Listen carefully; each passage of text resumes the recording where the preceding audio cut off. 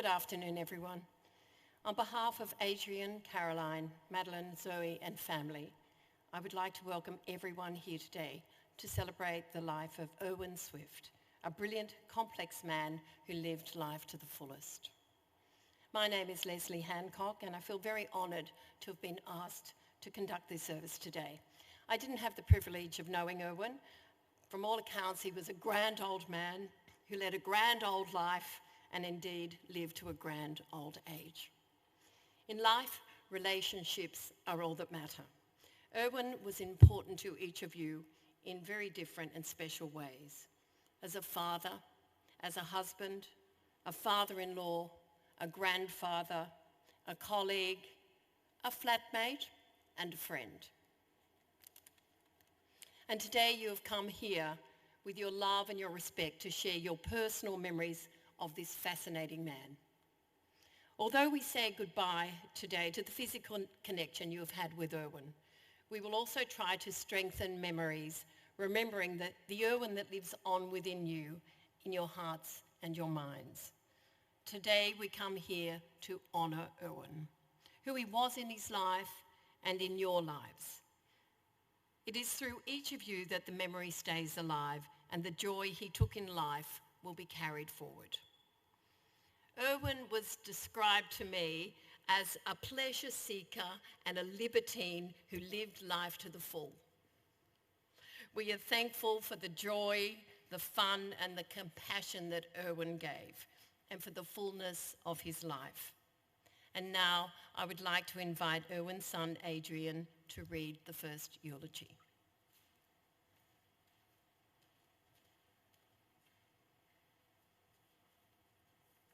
Thank you, Leslie.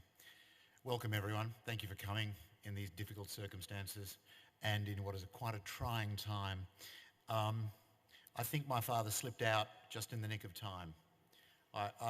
Having said that, I thought to myself this morning, what would he have made of this whole COVID thing? I think he would have gone, and still gone out and had lunch and eaten a chopped liver anyway. I think these kind of things didn't really deflect him in his path at all. What's been interesting for me over the last week is a lot of my friends and his friends have contacted me and they've all said the same thing. We all remember your dad. We will all remember your dad. And each of those remembrances, I think, revolve around a story, something he did or some funny conversation they had with him or a moment they glimpsed him driving past slightly too quickly with a cigar in the corner of his mouth. There was something a little bit special about my dad, and it's possibly taken his death to remind me that there was something a little bit special about old Erwin. I think what made his attitude to the world so interesting, I don't think he coveted big houses or fast cars or anything like that, because I think he always had this sense about him that it could all be taken away. So I think he felt everything was impermanent, and I think that sort of permeated his view of the world. And I'll come to why that's important in a minute. He was an only child. He was born in Budapest in 1929. He always told everyone he was born in Vienna because he never really liked the Hungarians. He was the only child of a very, very wealthy family. They were so wealthy, in fact, that they were slightly embarrassed that they'd had a child and left my father to be brought up by the cook, the chauffeur and the nanny. What that meant was, the nanny was French. The cook was French, I'm sorry. What that meant was that his interests became their interests. So he was terribly interested in food, cars, and other cultures. And that kind of trickled through the rest of his life. You will see in the booklet, in that little Lord Fauntleroy picture that is there, he came from a very wealthy family. And when the war came in 1939, my father, his parents were culturally Jewish. But frankly, my father had never been into a synagogue. He went to a Lutheran primary school and a Catholic secondary school, and suddenly the fact that he was made to wear a Star of David was the biggest shock to him.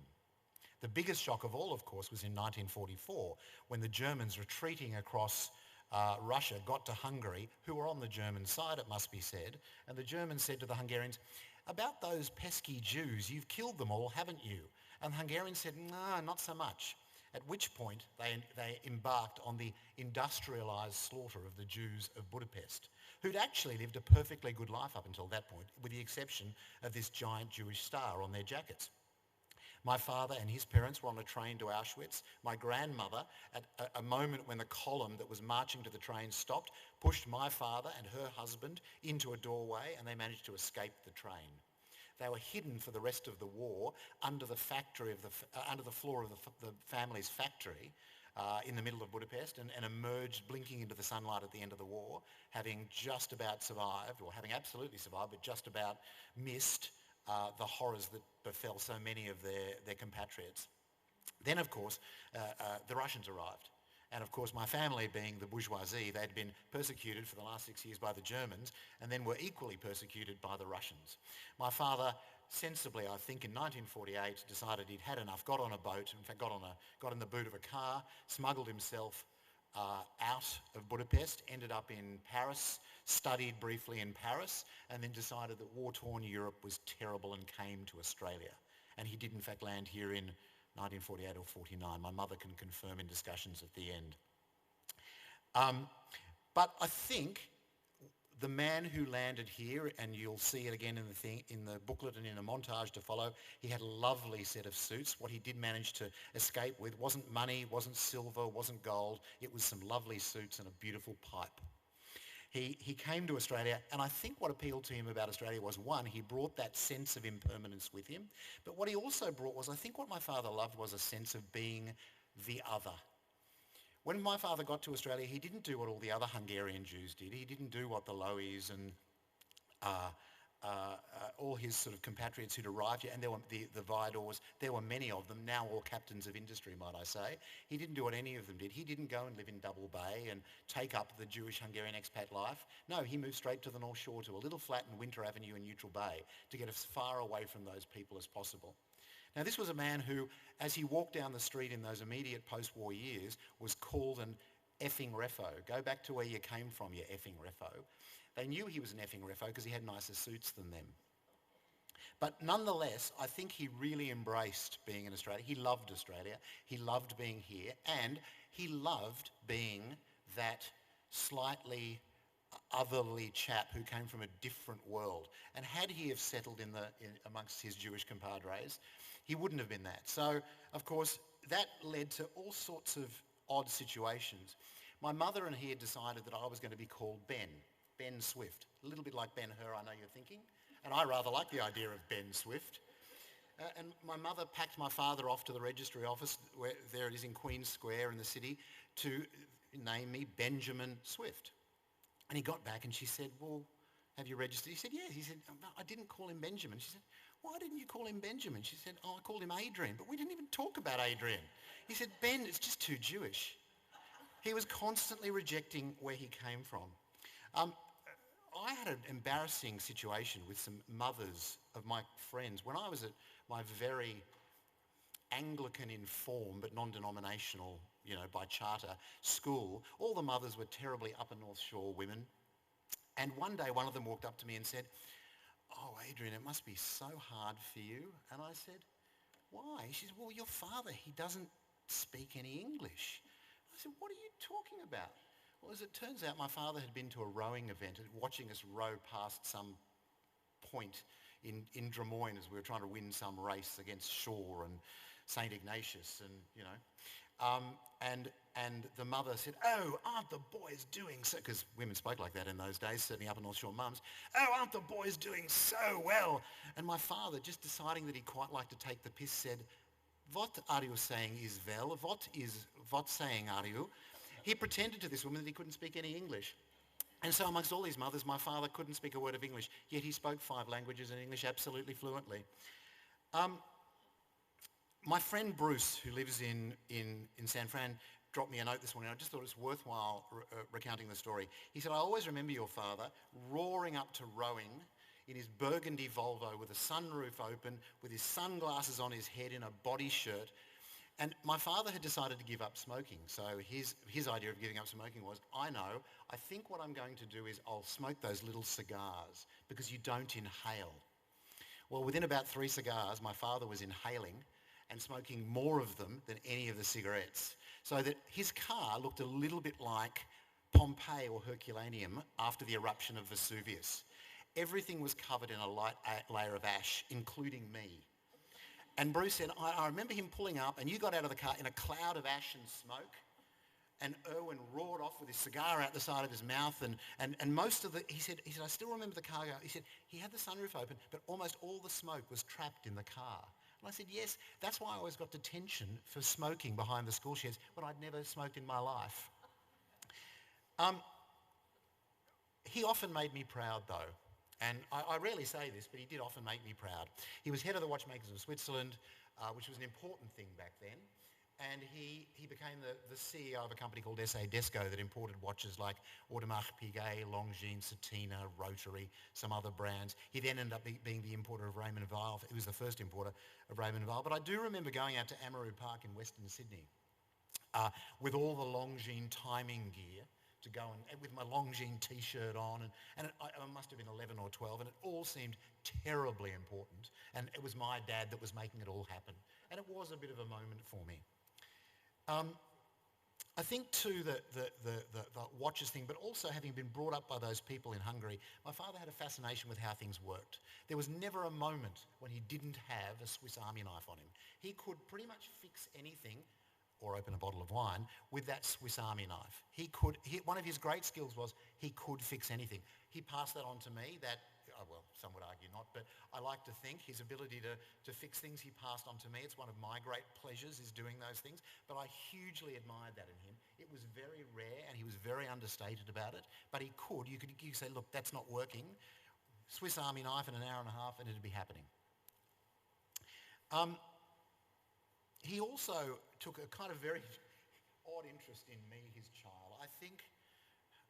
I don't think he ever wanted children. So when I came along, it was always a little bit of he was always making adjustments. And he did wonderful things for me. He brought me these beautiful Fleischmann trains when he used to have to go to Switzerland for the Watchmakers of Switzerland, these beautiful Fleischmann engines. I remember once he brought me home these shoes, these awful shoes, little tassels on them they had. I must have been 9. Can you imagine a 9-year-old? My father looked at me and he said, you'll wear those bloody shoes. And I said, why? He said, they're the most expensive shoes in the world. They're from a Swiss company called Bally. And I went, Bally? I've never heard of Bally. What the hell's Bally? I would not wear those shoes for love or money. Now I can't afford to buy anything. I walk past Bally shops going, oh, why didn't I wear the shoes? That was my one moment to have Bally. But he also always got his timing wrong. I remember I used to say to him how much I loved those big German Graupner models of planes and boats and things. And one day he said, right, okay, and he went out and he bought me the most expensive German patrol boat, radio control model German patrol boat. But of course he got his timing completely wrong. I'd wanted that when I was 11. He bought it for me when I was 14, and I discovered girls. And who wants a giant patrol boat when you've got girls? But I just want to finish by saying it was a bit difficult for me finding things to bury my father in. He wasn't a materialist, and it was a bit difficult to find something really nice to honour him and to bury him in. But we made do, Chris and I. But I thought to myself, wouldn't it be nice just to, when he was dying, I got a Longines watch on. I think one of the ways I honour my father is I collect the watches he used to import. So I've got this Longines watch, and it's a 1939 Longines. And he looked at he said, "Oh, what's that? What is a Longines?" And of course he'd just gone at that point. But I thought, nonetheless, I've got a collection of quite nice Longines. Anyway, we shall bury him wearing a 1974 Longines Admiral 5-star that he would have imported into the country himself, just as one last mark of respect. I think there was something extraordinary about the man. Everyone who ever met him will remember him. I certainly shall. I wish him well.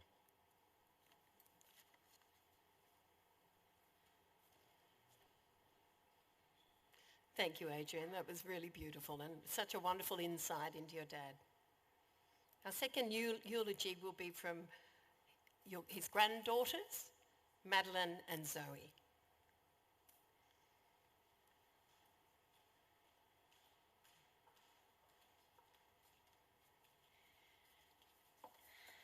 Thank you so much, Daddy. That was beautiful. Now, forgive me if I don't get through this. I'm Struggling a bit today. I'm just going to let my sister go first. Oh, okay, sure. So Zoe and I will start with our favourite memories of Grandpa, 'cause I think that's the best place to start. For me, it's not a singular event. It's actually shiny rocks. He loved his rock tumbling, and I always remember when we were living in London, pretty much my favourite thing about coming back to Sydney, other than the beautiful weather, was going to see my grandpa and looking through his beautiful shiny rock collection. As soon as he opened the door, I would run over to the coffee table and open the beautiful Japanese box and rummage through, and Grandpa and I would sit there for hours looking at these rocks, and he would tell me which rock was which and how he got it to be this shape and that shiny. I remember it eventually got to the point where I asked for a rock tumbler for my birthday. And yes, for about a year after that, there were shiny rocks everywhere, all over the house. I made jewelry out of it, presents out of it, just paperweights, general things to look at. But I still have most of those rocks, and I'm really grateful for that. I will always look at them and think of my grandfather fondly when I look at them. And I really treasure that memory with him, and I think it's funny.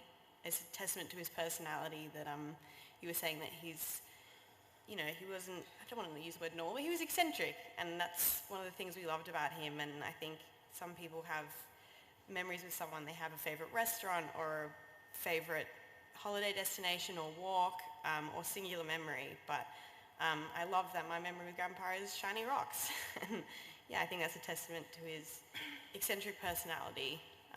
I also, although he didn't love the Hungarians that much, I always loved that Grandpa always made us feel really connected to Hungary, and vice versa. I love that every time I go to Hungary, think of Hungary, I'll always think of Grandpa and his harrowing but amazing story. And I think thanks to an awful situation though, Zoe and I will always have a passion for life, and I think we have the same understanding as him that anything can get taken away from you quickly, and I appreciate that we have that, and obviously I appreciate Grandpa's amazing efforts to actually make it through, because you wouldn't be here and Zoe and I wouldn't be here otherwise. And I think his story should be told for generations to come, because it's horrible but amazing. So you want to talk about your favourite memory of Grandpa? So my memory is something that just always makes me smile when I think about it. I remember when I was in year 6, I did a presentation about pastry chefs for my IRT. And he came in, he sat in the front row with my grandma, and was all ready for my presentation. I'd baked a huge 3-tier cake for my whole class, and halfway through the presentation, I hear very distinct snoring from the front row. And I'd noticed that Grandpa had nodded off. Personally, I thought pastry chefs are slightly more interesting, but I did still give him a slice of the cake that I'd baked, even though my grandma was lovingly nudging him throughout. He was out. But it's something that just always made me smile when I thought of him, and I think that's something he was good at, making me smile. We'll finish with, it's hard to wrap up someone's life and how you feel about these situations in words, but I think we'll just finish with, we will miss him and love him forever.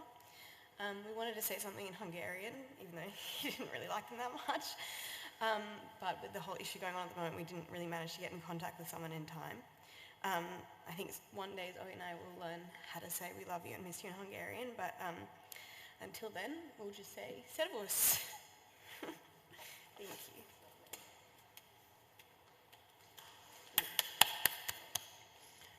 Thank you, girls. That was really beautiful. It's a hard day. It is suggested that the Welsh poet Dylan Thomas wrote, "Do not go gentle into that good night," because his father was dying. Erwin Swift fought age and then death with every fibre of his being. And as Adrian suggested, I think the old Welsh drunk Dylan Thomas understood my father a fair bit. I would now like to ask Adrian to read "Do Not Go Gentle" by Dylan Thomas.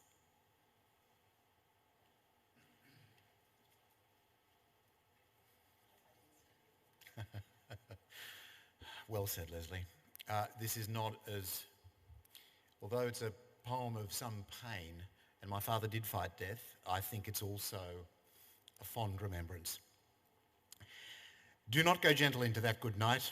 Old age should burn and rave at close of day. Rage, rage against the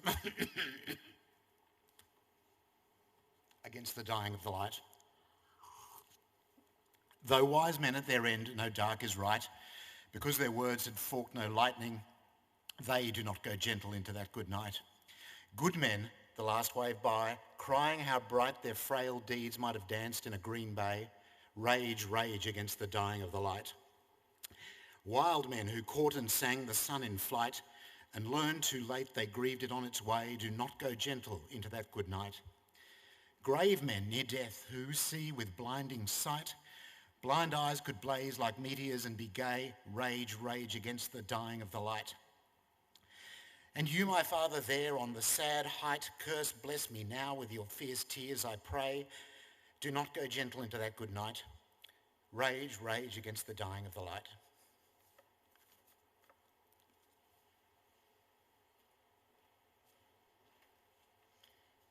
Great poem. So that actually the last poem that Dylan Thomas wrote, so it's a very special one. We'll now pause for reflection. The family have put together a collection of beautiful photos. Please ponder the time that you spent with Erwin, the joy and the happiness, the ridiculousness and the sadness. Remember him just as he was, no more, no less. These next few moments are your time.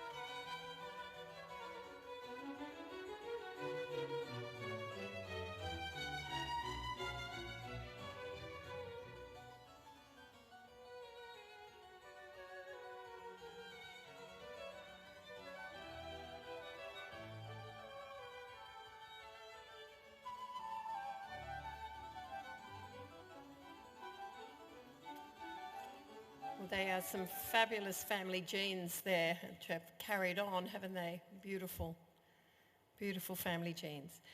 Well, we've now come to the moment where we say goodbye to Erwin, and one thing is certain, he would not want you to remember him in sadness, but rather in love, mostly with the smile you've spent together. The measure of real success is a life well lived and taking pleasure. Erwin's real success in his life was taking pleasure in people, places, food, and ideas. He was a pleasure seeker who found pleasure in all of us. We are now going to place tributes, so you have an opportunity to place flowers and tributes before the final words. So take this time to listen to one of Erwin's very favourite pieces Bach's Cello Suite No. 1 in G, and enjoy.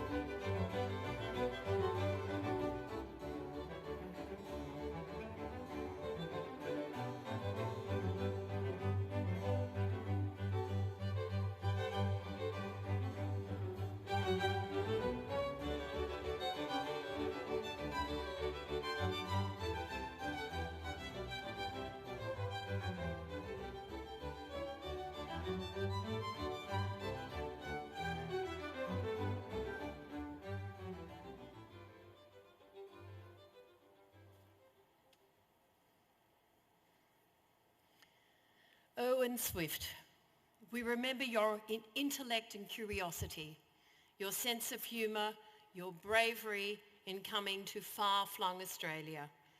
We remember how you could cook anything or fix anything and how much pleasure you took in helping others. In grief at your death, but in gratitude for your life and the privilege of sharing it with you, we commit your body back to nature, and may your love of life live on in all of us.